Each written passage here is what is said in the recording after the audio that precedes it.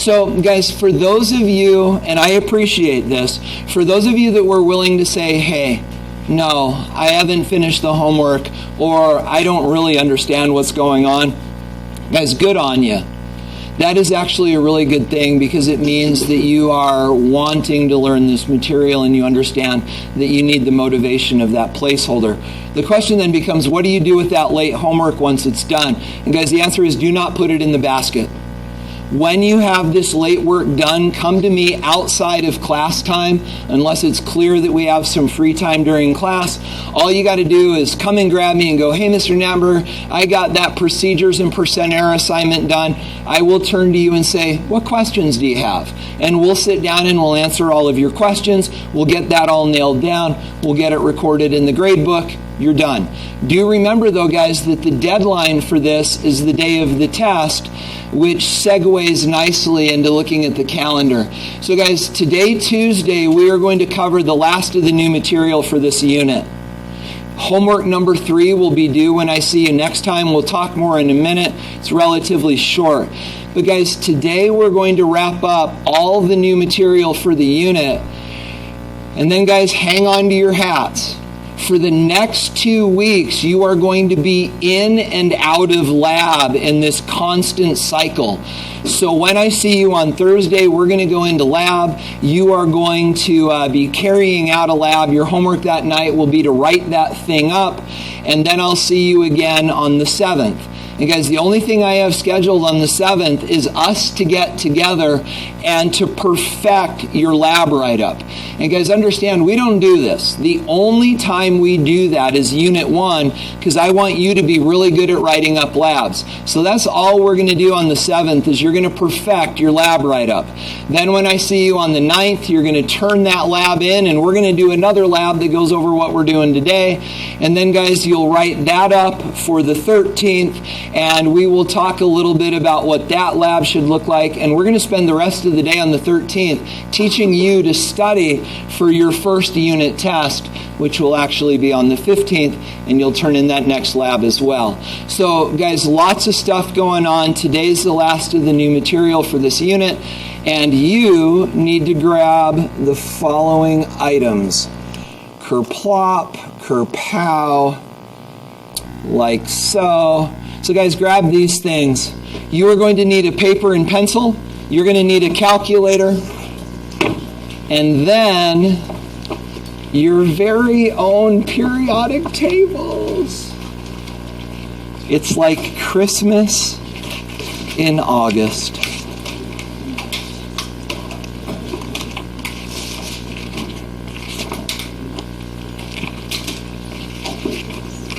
You want to send those down the way. Coming at you.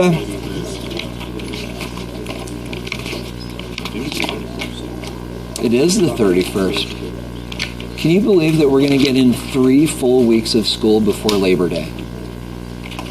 I think there's something in the Constitution that says that's not okay. We started school way too early this year. Isn't that crazy? 3 weeks of school. Where are they? They live in Washington. State? Yeah.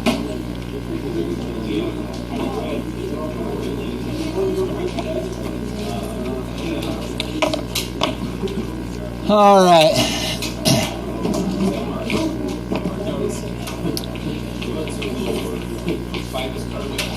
So, guys, before we get started, let me introduce you to what is going to quickly become one of your very best friends in this class.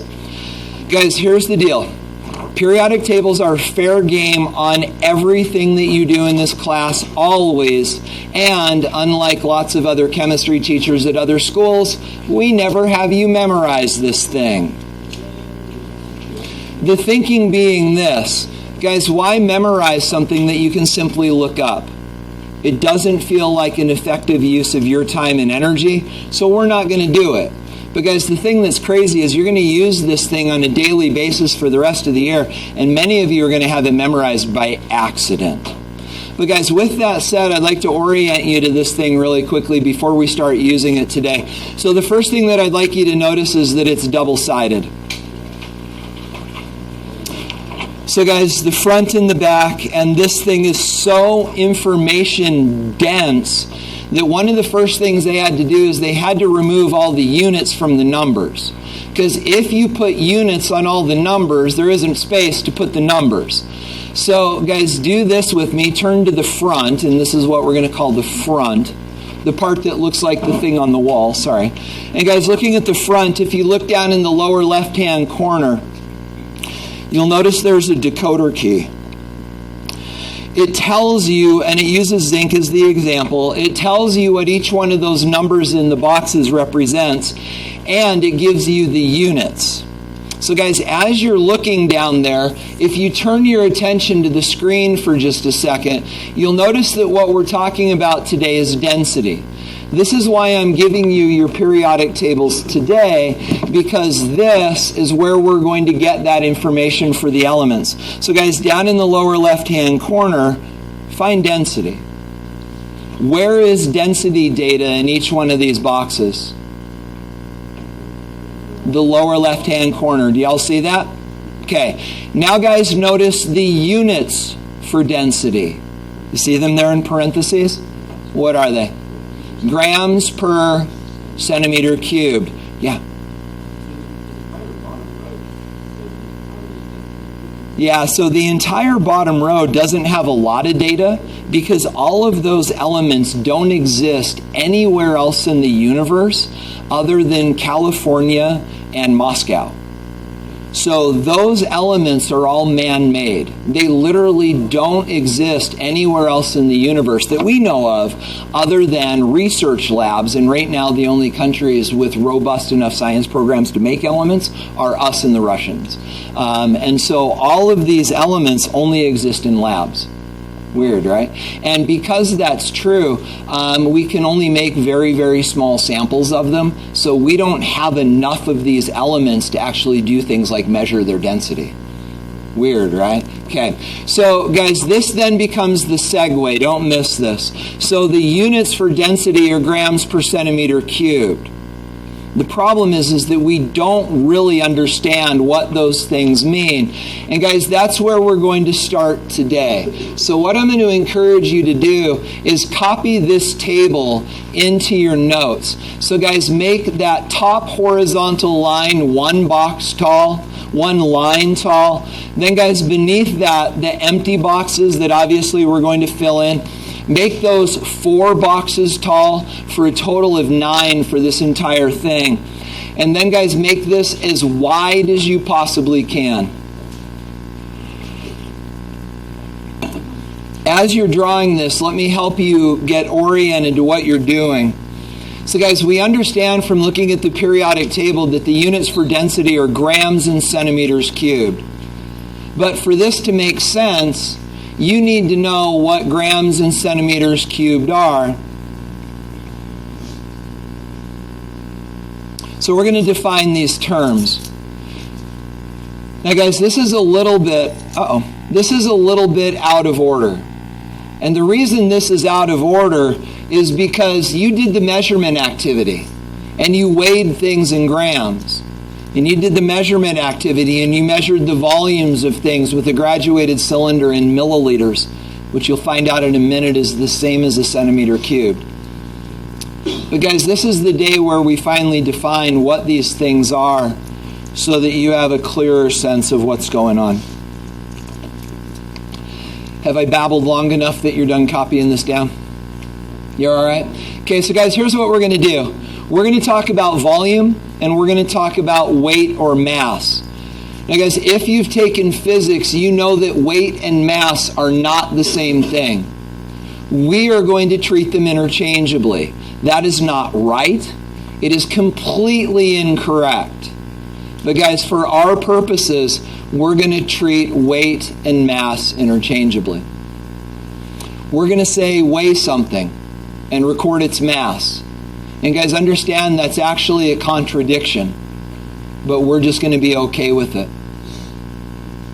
So So guys, what we're going to do is we're going to define these things. Then we're going to talk about the English units, which we will never use. Then we're going to talk about the metric units, which we will always use. And then finally, we're going to talk about how we measure these things. So guys, let's do volume first. Guys, volume is defined as an amount of space.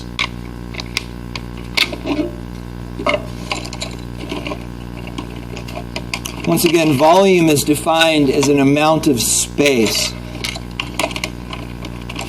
How big something is. So guys, what are the units in the English system that we measure to how big something is? That's long. That's length. We're talking volume. This is not two-dimensional. It's 3. Square. Actually, not square. There you go. Yeah, and actually, interestingly enough, I actually have a cubic inch, as if on cue. But guys, you've never heard of cubic inches. What are the units that we use in the English system to measure size? How much milk is this? A gallon, right? Guys, we use gallons, we use quarts, we use teaspoons, we use tablespoons, we use bushels. Guys, all sorts of ridiculous units. Teaspoons, tablespoons, cups, quarts, gallons. And guys, we're not going to use any of those. Instead, what we're going to use are the metric units for volume. And those are milliliters, which are the same as centimeters cubed. Which, interestingly, Cal, gets back to sort of your point.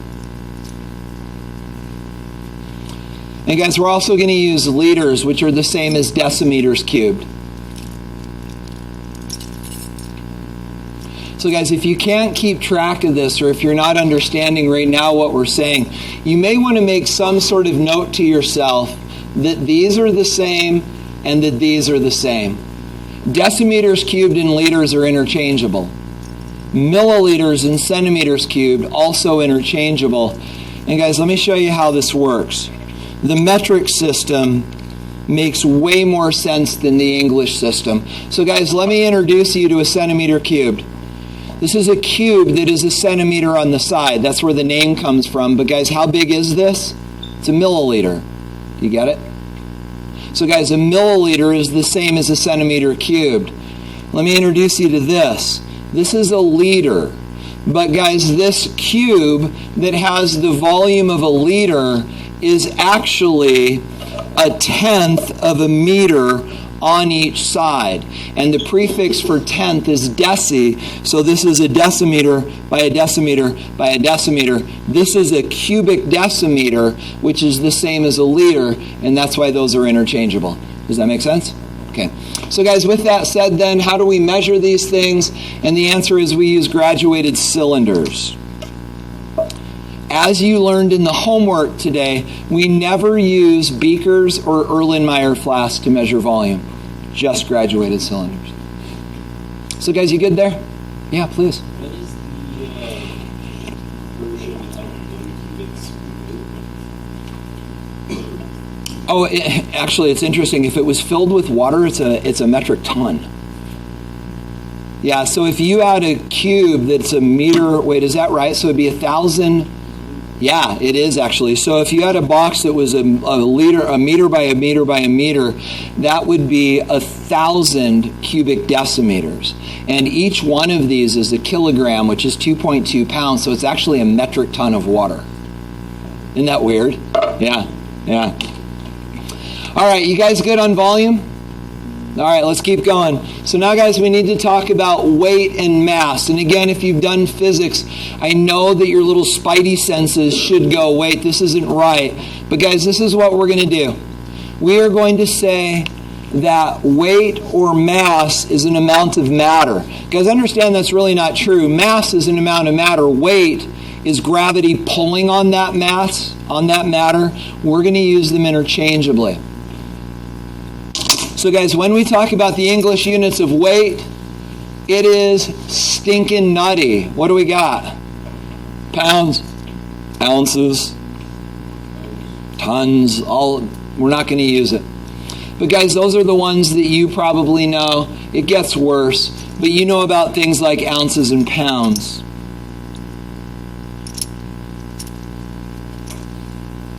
But guys, this is actually the magic of the English system. Let me lay this before you, and then I'll explain to you the shortcomings. So guys, what do we use in the metric system for mass or weight? And guys, the answer is grams.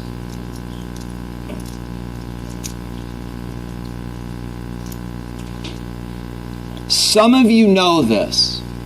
Some of you, if you didn't know this, maybe learned this when we did the measurement activity. Guys, join me back here with this little cube. How big is this? How big is it? It's a milliliter. Guess what it weighs if you fill it with water? A gram. Guys, that's the magic of the metric system. There's a direct relationship between mass and volume because 1 milliliter of water is a gram. But that's hard to envision, so it's also the mass of a paper clip. It's amazingly close. And guys, when we say paper clip, just as a frame of reference, we're talking about a big paper clip. Guys, this is a gram. But guys, fundamentally, the definition of the gram is the mass of a milliliter of water. Ready for this? What is a gallon of water? What does a gallon of water weigh? Do you know? It's about 8 pounds. There's no simple relationship between mass and volume when it comes to the English system. But guys, in the metric system, a milliliter is a gram, but it doesn't stop there. A liter is a kilogram. So you may want to draw these arrows too, because these relations also exist if we're talking about water. Other substances, not the same, but if it's water, a milliliter is a gram. So guys, there you have it. You good? All right. 7 more minutes and we're done. What we're going to do now, and guys understand this is also stuff that you've learned in previous science classes. What we're going to do now is we're going to bring these ideas to, and use a balance to measure that. You knew this. Oh, and actually, I'm sorry, I forgot this was there as well. Guys, a kilogram is 2.2 pounds, just as a frame of reference. If you want to know what your weight is and mass is in kilograms, basically take your weight and divide it by 2.2. Yeah? Is that you, Kyson? What's that? You okay? All right. So guys, with that done then, shifting gears, what we're going to do is we're going to bring this together and we're going to talk about density. So in your notes, I would encourage you to write down density. By the way, guys, I'm realizing that I didn't give you the topic for your notes today. It was on the screen, but the topic at the top is density. And the date today is the 31st as you're organizing your notebook. But guys, today then, as we move forward, this is the big idea. We're talking about the concept of density, and guys, by definition, density is a measure of the compactness of matter.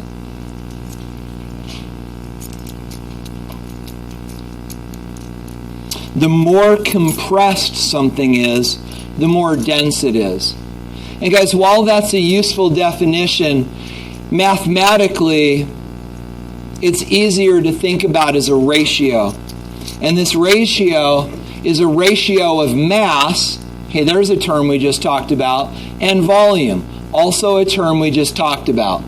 So guys, the mathematical equation for this is simply density is equal to mass divided by volume.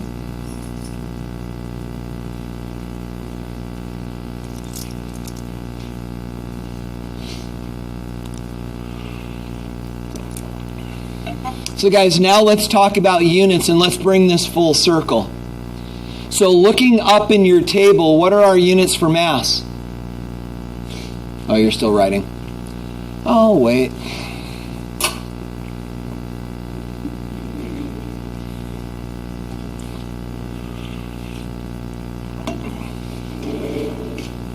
You guys okay?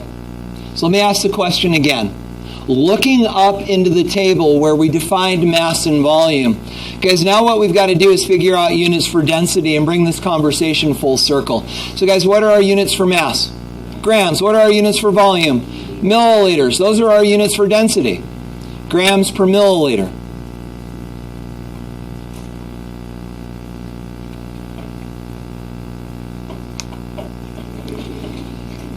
But now, guys, drawing on something that we talked about that you should understand, milliliters are the same as milliliters are the same as centimeters cubed. So we can also use these as our units for density.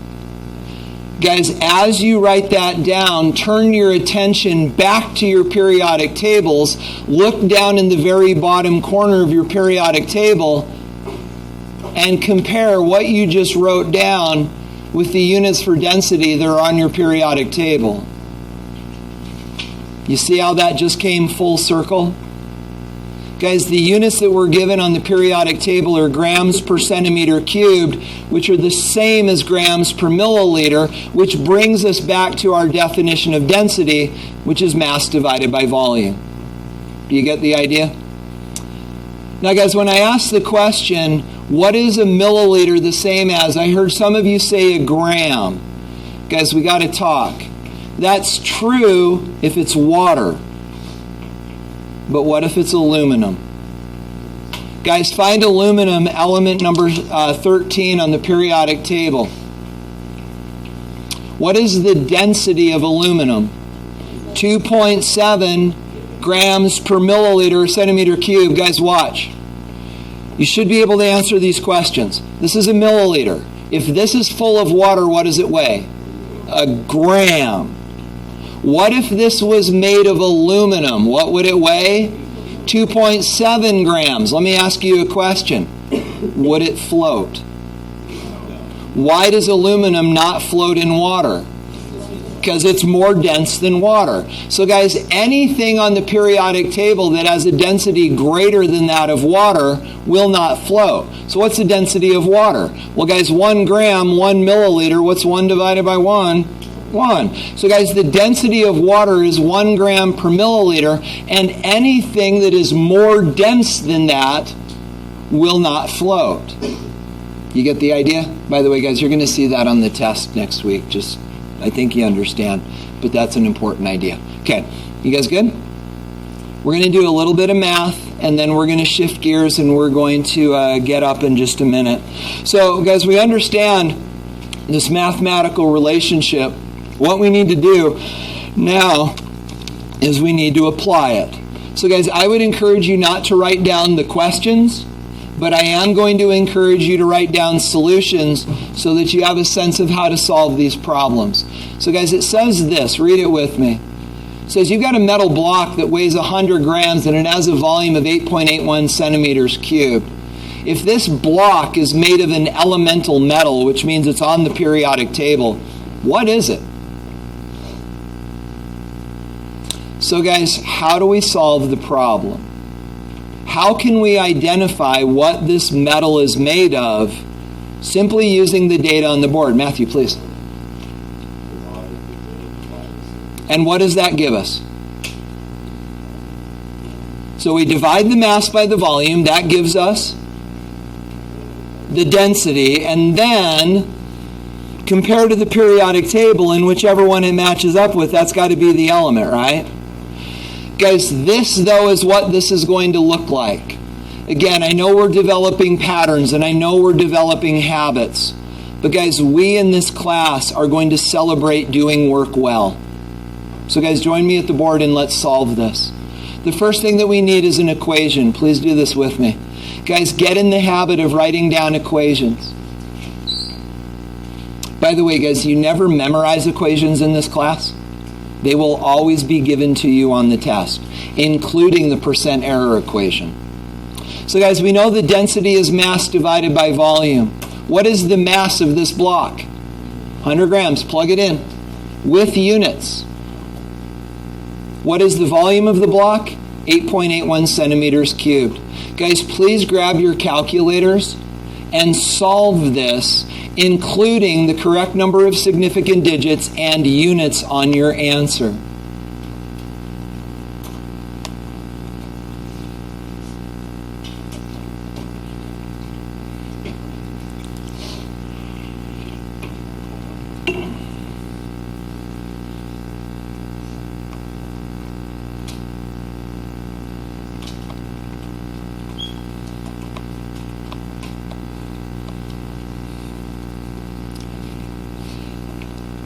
Because again, we're developing patterns. When we solve mathematical processes, we always write down an equation. We always plug in our numbers, including units, and then we solve, and we round our answers to the correct number of significant digits given the setup, and then we put units on our answers. So guys, join me and let's take a look at this. Before we even talk about the math, let's talk about significant digits. How many significant digits are in 100.0? There's actually 4. The 1 and the 0 is a final 0 after the decimal, trapping these and giving us 4. Then, guys, in the numerator of the fraction, we've got an 8 and an 8 and a 1, and those obviously all count, and that gives us 3. Now we've got to do the math and then round it to 3 significant digits, and when we do, the answer is 11.4. But then, guys, notice the units. They're given to you in the problem. They are grams and centimeters cubed, the units for density. So guys, notice Matthew is exactly right. He said, hey, in order to solve this, we just do mass divided by volume. Because when we do that, we communicate what we're doing this way. Now guys, we still haven't answered the question, because the answer is, what is the metal? So guys, we got to go figure out what this metal is. So now we've got to have a little scavenger hunt around the periodic table. And guys, as you get going, do you see the match? Let me tell you, so it's down in this zone over here. Did you guys find it? It's lead. Yeah, so guys, this metal is actually this, which is lead. Lead is 11.4 times more dense than water. That's why we use it when we're fishing to sink our power bait to the bottom of the lake. It's 11 times more dense than water, and it sinks like crazy. Yeah, David.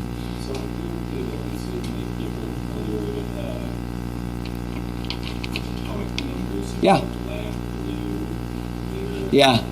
Yeah, so what does it mean? So you look down here at the notes, and this is the decoder key. Any question that you have about the periodic table can be answered down in the key. Those different colors are telling you states of matter. Black is a solid, red is a gas, blue is a liquid, and then outline, as Kaisen got us thinking, is actually synthetically prepared. They're man-made. You good? I know we really rounded it. Yeah. Yeah. Does it matter, like, that one's about 1.34? Oh, yeah. So good. Guys, Jessica's got a good point. She's like, wait, we rounded it, but do you have 3.4? Mine says 3.5, but anyway, it's the closest. Yeah, it was the close. There's nothing else in the periodic table even in that range. Exactly. Yeah, good point. Go ahead, Dave. So if it represents what speed it's in, Yeah. would that depend on temperature? Absolutely, but you'll also notice that it says at room temperature, or it should. Yeah, it should say something. Oh, wait, right next to it, it says solid at 25 Celsius, which is approximately room temperature. Does yours not say that? Sorry. Slips to Daisy. It should. You guys okay? But David, that's a great point. So guys, understand that is only one of the problem-solving processes that you need to have a handle on. Guys, this is another example of a problem that we will be solving. And it goes like this. So guys, the question says this: if you have a block of aluminum that has a volume of 1,250 milliliters, what does it weigh? So guys, let me show you what that looks like. This is 1,000, 100, 200, 10, 20, 30, 40, 50. So if we had this, but instead of it being made of plastic, if it was made of aluminum, what would it weigh? Well, guys, we can solve for that. In order to do this, we need an equation. Please write this down with me. Guys, you'll notice that on this one, instead of writing the equation to the left, I wrote it in the middle. The reason is because I can see ahead and realize that this is going to be a problem better solved in a column than horizontally. you will eventually be having similar thoughts as you're structuring calculations. But guys, for now, we need an equation. Now, guys, reading the question, hopefully you understand what we're doing. The question is, if this was made of aluminum, what would its mass be? So guys, we're going to solve for mass. So if we're going to solve for mass, we need to know the volume and we need to know the density. Where the volume's right there, you'll notice we're not given the density. What do? It's on the periodic table. We've already found it. It's 2.7 grams per milliliter. Is yours the same? Oh, good. So guys, the density of the block or aluminum is 2.7 grams per milliliter. Now, continuing to solve the problem, the question says, what is the mass? That becomes our x. Then, gang, we need the volume. And we're given the volume, 1,250 milliliters. Now we've got to solve this for x. Now, guys, here's the deal. Some of you look at this and you know that your mathematical skills are lacking, perhaps, and you're not sure how to solve this. Guys, let me show you a trick. If you can't solve this because it's ugly, I bet you can solve this.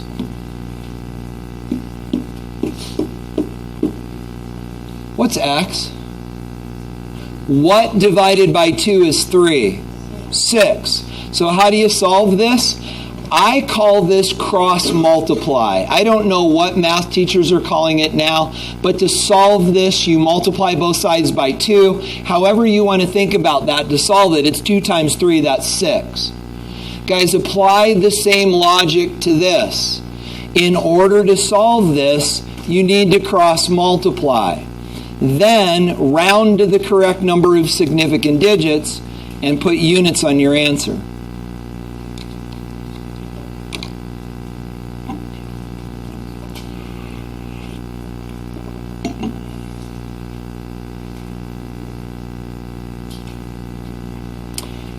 So guys, let's talk significant digits. 2.7 grams per milliliter is 2. 1,250 is 3. That means we get 2 significant digits in our answer. And doing the math, I came up with 3,400 grams. Is that what you got? Can you confirm? Is that what you got? Awesome. So guys, again, I know for some of you this is new and foreign. Using equations to drive processes, being careful about labeling numbers, rounding numbers. Guys, this is a skill that you are going to develop over time.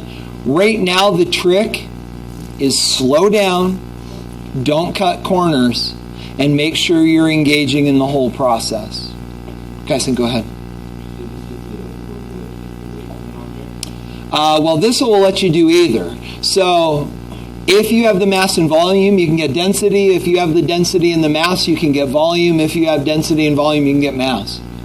You can solve for any of these 3 given the other 2. Is that okay? Okay. So guys, with that said, let me explain to you then what we're going to do. Grabbing your homework packets, you can put your notes away. You can put them in the class notes section of your binder. Guys, grabbing your homework packet,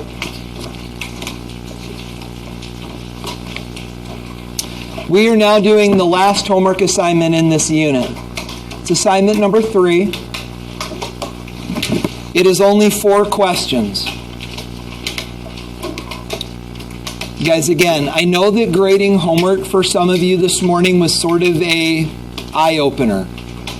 You're like, oh my gosh, there are details here that I've never been held accountable for before. Guys, this is how we work in here. So here's what we're going to do. In a minute, you're going to grab another sheet of paper and you're going to solve these 4 problems.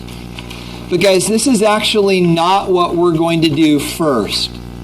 This will probably be homework, and you will probably end up doing it at home.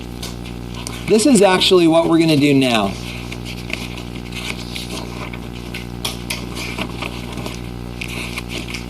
Please put your name and period A1 on this page.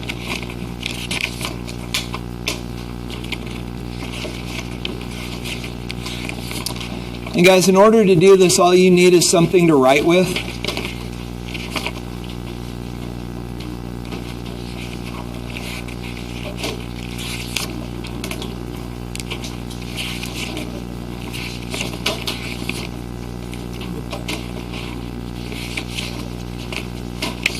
All right.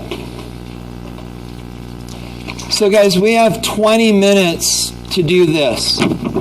You are going to need something to write with, and you're going to need a phone, at least one per group. So guys, when I see you on Thursday, we are going to grade homework, the density assignment, and then we are going to go into lab. While you're in lab, you are going to need to know what the lab equipment is.